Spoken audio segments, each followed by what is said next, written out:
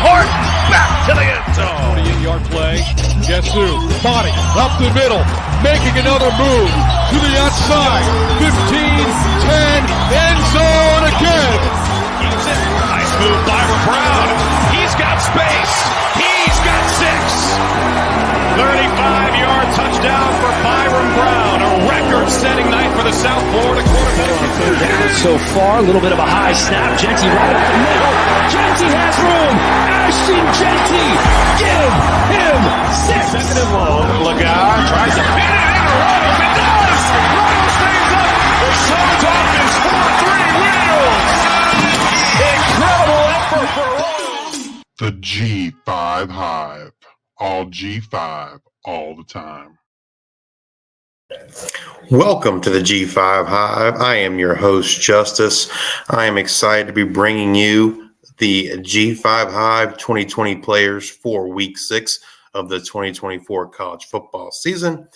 As I promised, I would get to the 2020 guys and the waiver wires here later on this week.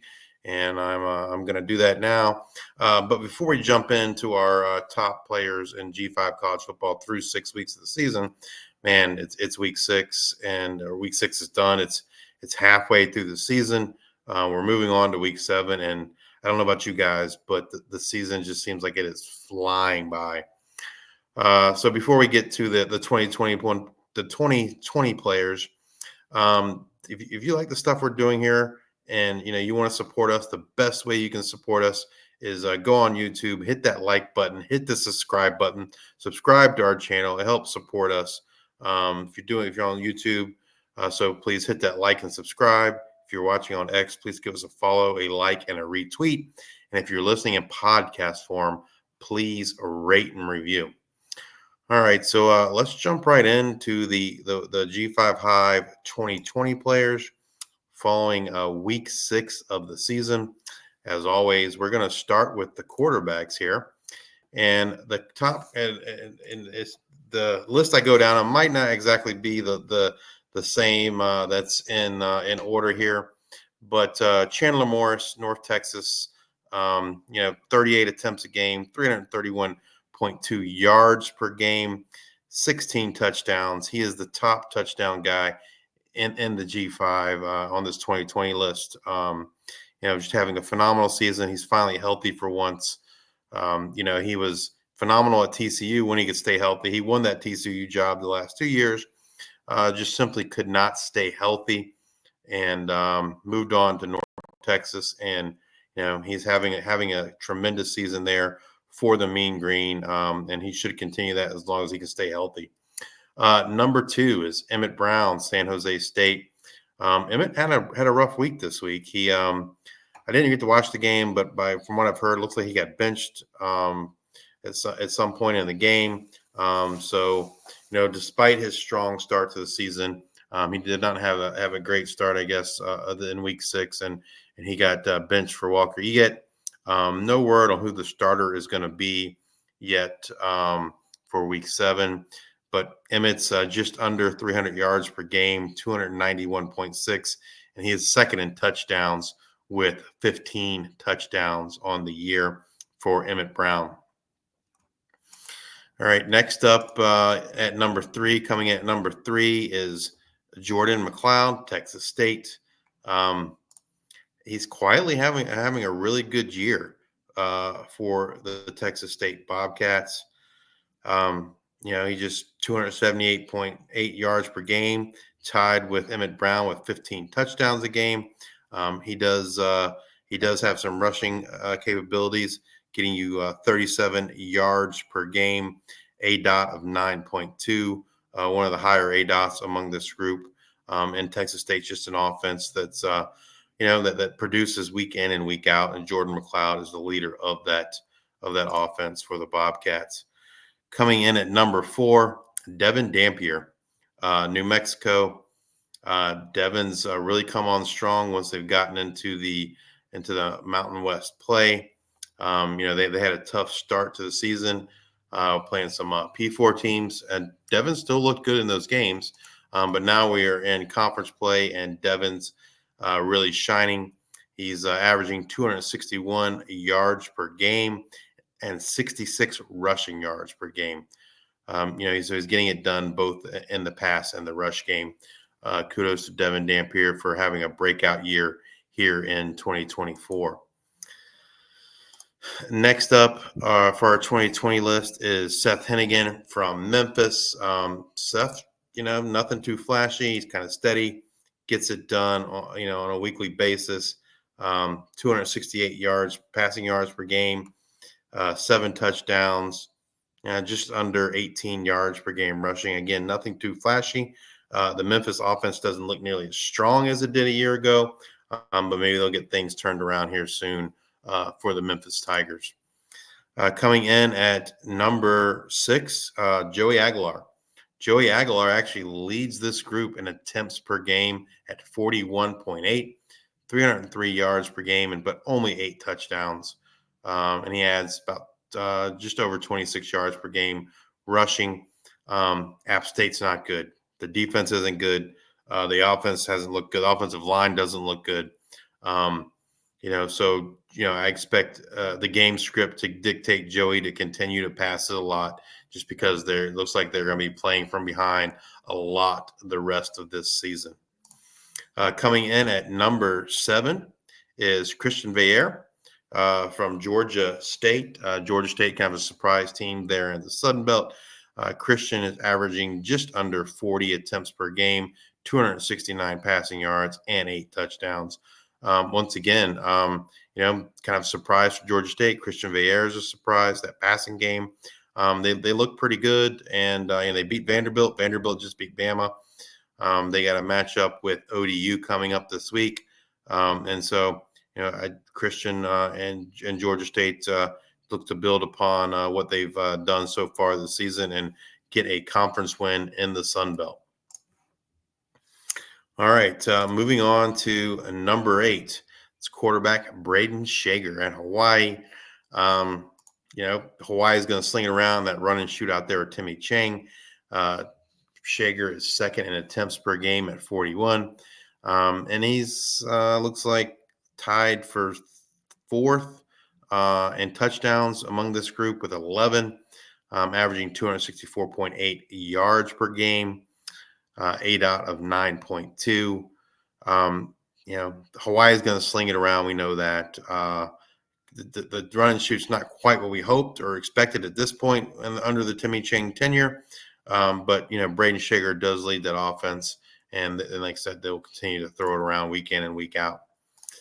Next up is Ball State quarterback Caden Samonza. Caden's his first year as a starter. Caden averaging just over 34 attempts per game, 234 point yards, and he's tied with Shager in touchdowns with 11. Again, Ball State doesn't look good. Could be a lot of negative game script for them in terms of coming from behind. So I just expect a lot more passing from Caden Samonza.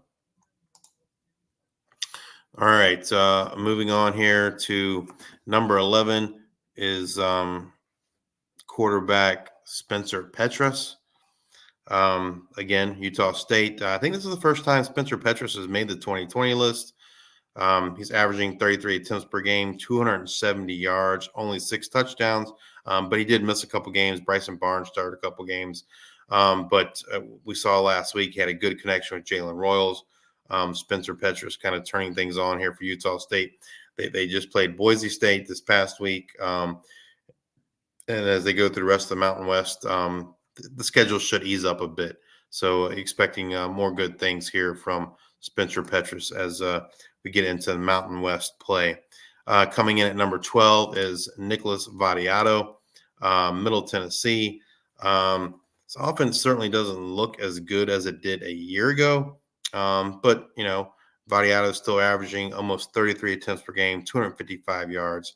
Sadly, only 5 touchdowns. And finding his favorite target there for the Blue Raiders and Omari Kelly. And rounding out this list is Connor Bazelak coming from the MAC and Bowling Green, 32.6 attempts and just under 250 yards per game. All right, let's move on over to the running backs.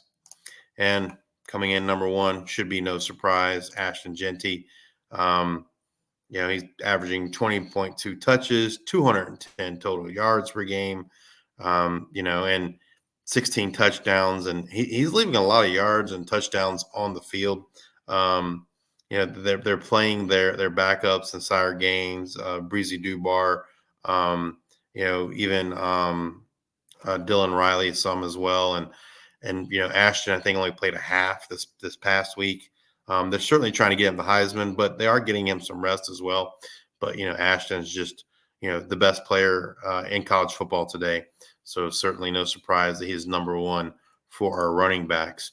Number two, Marquez Cooper, San Diego State. Marquez, getting it done in touches, 27.2 touches per game, 128.2 total yards per game.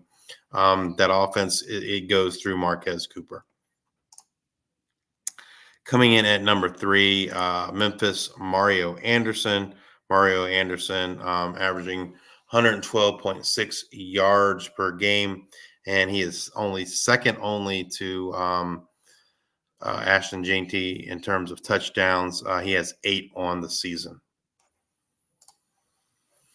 All right, number 4, Mekhi Hughes, Tulane. Mekhi Hughes, 112.8 yards per game, 18 rushing attempts per game, 100 rushing yards per game. The 112 is his total yards per game. Third in touchdowns with 7. Tulane looks really good this year. He has 24 missed tackles, tied, it looks like, for fifth among this group in missed tackles forced. All right, after Marquez Hughes, we go over to Ontario Brown, Northern Illinois. Ontario got injured this week. No word on that injury yet, but he's still averaging 19 touches per game, 121 total yards. 80 of that is rushing. However, only has 2 touchdowns. Hopefully, as we get into MAC play, he's healthy and we can see some more touchdown production from Ontario Brown. Next up on this list, number 6, Anthony Tyus. Ohio kind of busted onto the scene. Everyone expected Ricky Hunt, but it's not been Ricky Hunt. It's been Anthony Tyus, averaging 109.2 total yards per game. Most of that is on the ground. 99 rushing yards, 4 touchdowns. Again, in MAC play, expect to see Anthony Tyus kind of dominate the rushing yards and carries for the Ohio Bobcats. Next up, we got Braden Sloan. Ball State. Braden Sloan does it all: rushing, passing. He is the top weapon of choice for the Ball State Cardinals, averaging 108 total yards per game, 67.8 rushing yards, 3.4 receptions per game, 40.2 receiving yards per game. Certainly a force in both the rushing and passing, and he's getting that volume. They're in negative game scripts in terms of rushing, but Braden Sloan is someone that has evolved the passing game, so that's pretty positive from a production standpoint for Mr. Sloan. All right, moving on to number 8, Rasul Faison, Utah State. He's been pretty effective the 2 weeks before Boise with over 100 yards in both of those games. On the season, though, he is averaging 85.2 yards per game total. 67.4 rushing, and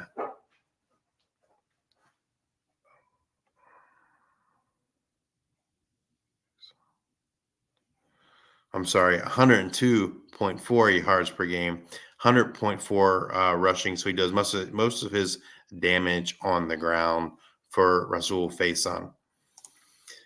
Next up is at number 9 is Ishmael Mahdi.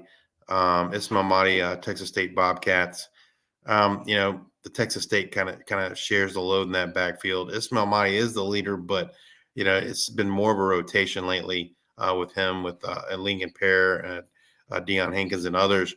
He's currently averaging 85.2 total yards per game, 67.4 on the ground, and another 17.8 through the air. Coming in number 10. is Dean Connors from Rice. Dean Connors, again, kind of like Braden Sloan, he kind of do it all. He gets rushing yards and receiving yards. He is he is the top running back in terms of receptions per game at 5.8.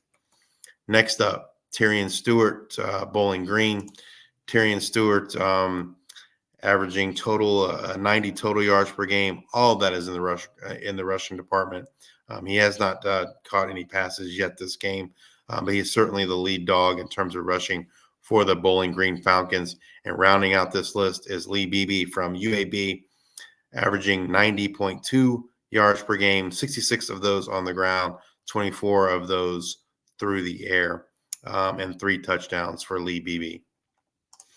Now, moving on to our wide receivers. These guys are top 20 in both targets and receiving yards. Number 1 on this list, top receiver in, probably all of college football, Nick Nash. Nick has just been a beast this year, averaging 15.6 targets per game and 11 receptions. Next up, Pofele Ashlock from Hawaii. Pofele is averaging 13.4 targets per game and 8 catches. And then Jalen Royals, who we have here, number 2 from Utah State, had a monster game this week, over 200 yards against Boise State. Look for him to kind of start racking up those numbers that we know he can each and every week. He ranks 3rd in targets and 3rd in yards among the G5. Next up, Luke Wysong from New Mexico. He is the top target guy for Devin Dampier. Luke is averaging 11.2 targets per game and 7 receptions per game. After that, you'll see number 4, we got Jamal Pritchett, South Alabama Jaguars. Jamal bounced back from the injury, the concussion from a week ago. Jamal is averaging 8.5 targets and 6 receptions per game to go along with 88.5 yards per game. Coming in number 5 with the addition of Malik Williams and that UNLV passing games getting tuned up, Ricky White has returned to form the last 2 weeks, and he makes it to our 2020 guys, I think, for the first time this year. And these numbers are on the rise. 8.6 targets, 5.8 catches, 75.8 yards per game. He has demolished that the last 2 weeks, and I look for that to continue now that Malik Williams is the quarterback for the UNLV Rebels. All right, number 6, I already mentioned Pofele Ashlock. Coming in at number 7 is Corey Rucker for the Arkansas State Red Wolves, 9.4 targets, 5 receptions per game, 87.4 yards per game. Number 8, Dante Wright, Temple. Temple's throwing the ball around. They are usually behind. They have to pass the ball quite a bit. Dante Wright is averaging 9.6 targets, 7.1 yards, 7.1 receptions, 86.3 yards on the year. Number 9, Camden Benjamin, Tulsa, top option there for the Golden Hurricanes. Camden Benjamin is averaging 9.5 targets per game, 78.5 yards, and has 2 touchdowns on the year. Number 10, Devontae Ross, Troy Trojans. He's kind of been off he was off this past week in terms of production, but Goose Crowder was out of the game. He's definitely Goose Crowder's top option when Goose is available to play. Hopefully Goose will be back here in week 7. 8.3 targets, 5.17 receptions, and 93.3 yards to go along with 7 touchdowns on the year for Devontae Ross. Next up, coming up at number 11, already mentioned, that was Corey Rucker. Number 12, Cade McDonald, Miami of Ohio. He was not the top option this week. That was Javon Tracy for the Miami, Ohio team. But Cade McDonald has been getting it done up until this point, averaging 8.8 targets and 5.8 receptions per game. And rounding out this list is Ted Hurst from Georgia State, number one option for the Georgia State Panthers, and Christian Veillere, 8 targets, 4.75 catches, 82.75 yards on the year, and 4 touchdowns. Now let's move over here to the tight ends. This tight end list does not change very often. Tight end is a position you don't see a ton of production. No shock at number one, the top tight end in all of college football, Harold Fannin Jr., averaging 10.8 targets per game, 9 receptions, 135 yards, and 4 touchdowns. All he does is produce 100-yard games week in and week out. Number 2 is Tanner Koziol for Ball State, the top receiving option for that Ball State Cardinal offense. He's averaging 9.6 targets, 7.4 receptions, and 75.8 yards per game. Next up is Holden Willis, Middle Tennessee. He's one of the better tight end options. A favorite of Nicholas Vadiato. 4.2 receptions per game, 62.8 yards. However, he only does have 1 touchdown, but he is tops in terms of these 5 tight ends in terms of ADOT with 8.3. Next up, Dorian Fleming at Georgia State. Dorian Fleming, 50.75 yards per game, 2 touchdowns. He is second to Harold Fannin Jr. in yards after catch per reception at 7.5. And rounding out the top 5 tight ends is Jake Newell, 5.7 targets, 4.5 receptions, and 30.8 yards per game. So now we're going to move over to the defensive line here and start with the defensive ends. The number 1 defensive end is Bradley Weaver, havoc rate of 18.7%. He leads the G5 in total pressures with 24. Number 2, my player of the week this past week, Mike Green from Marshall, 8 sacks on the year. He's second in sacks amongst the G5. He's just been a beast on that edge for the Thundering Herd. Number 3, Elijah Robinson, Hawaii, 14.8% havoc rate. First time on this list. He has 12 total pressures and 3 tackles for loss. Number 4 on this list, first time making the 2020 guys, Trey White, San Diego State, 14.7% havoc rate, and he leads the G5 in sacks with 9 sacks on the year. And rounding us out is defensive end Brian Ugwu, Miami, Ohio, 14.6%. He has 23 tackles and 23 pressures on the year. All right, let's move over to the defensive tackles. The number 1 defensive tackle is Darius Alexander from Toledo. First time making the list here. He has a havoc rate. Havoc rate of 13, or we'll just say 14%. It's 13.98. He has 12 total pressures and 3 sacks on the year. Number 2, the top sack man for the defensive tackles, defensive tackle Anthony Hawkins, Bowling Green, 4 sacks on the year. Number 3, Ezra Ivamalo, Hawaii. He has a havoc rate of 13.1%, and he's averaging 3 tackles per game. Next up, Chris Fitzgerald, James Madison, 11.7% havoc rate, 8 total pressures on the year, and 2 sacks. And next up, number 5, rounding us out, first time on the list, Suani Toa, San Jose State, havoc rate of 11%, and he has 1 sack on the year, and he leads the defensive tackles in terms of tackles per game with 4.6 tackles per game. All right, let's move on over to the linebackers. Now, this list, these 5 guys have been on this list starting off, all same 5 last week. The order has changed slightly. Still number one, Sean Dolak, 12.6 tackles per game. Solo tackle rate of 89%, which is just insane. Next up, Colin Ramos, Navy, 10.8 tackles per game. He has 1 sack and 4 tackles for loss. Moving up to number 3 this week, Trevion Barnes, Florida International, also at 10.8 tackles per game.